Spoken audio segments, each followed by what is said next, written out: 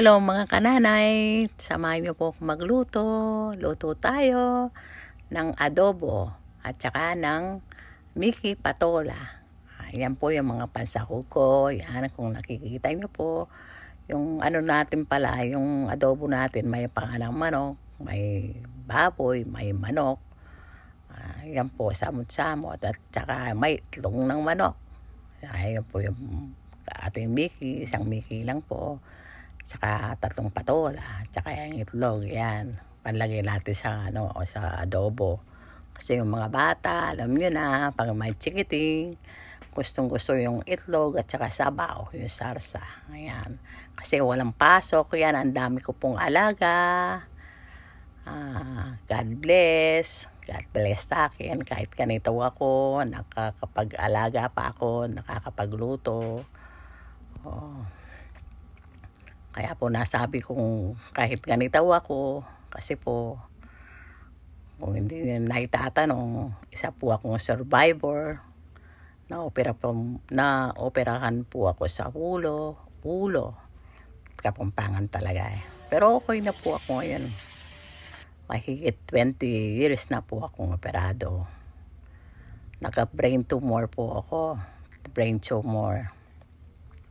Kaso, sa pagka-opera ko po, na paralyze yung kalahati kong katawan.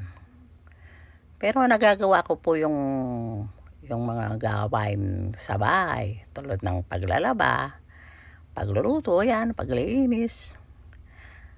Tapos yan, nag-blender po ako, yung aking energy, pampalakas, yung carrot juice ko po, yan. Nung papanguna yun, nagka-cardias na ako. Kung ano-ano na pang inuunom ko, basta't makakabuti sa katawan ko. Inom ng inom. Ayan. Napakwento na po ko sa inyo. Kaya sa bahay lang po ako.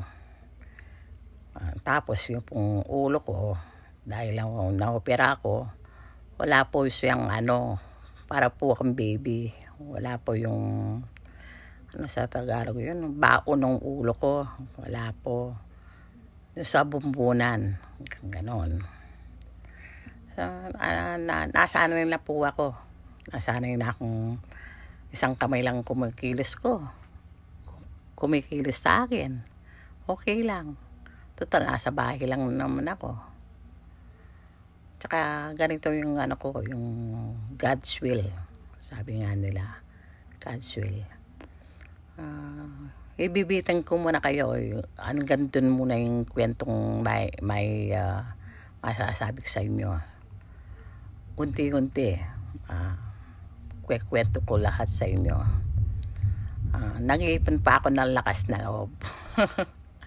Tapos po yan, ising-ising lang po yung yung pagluluto ng adobo, yan Tapos lagay na yung mga karne. Basta inuli ko yung yung manok kasi sandali lang lumamot yun. Inuuna ko yung mga pain niya para malambot yung paa. Tapos yan, ganyan lang. Pampalakas ng mamalits. Ganyan lang mga amigas, amigos, mga lods. Lagyan ko ng patatas.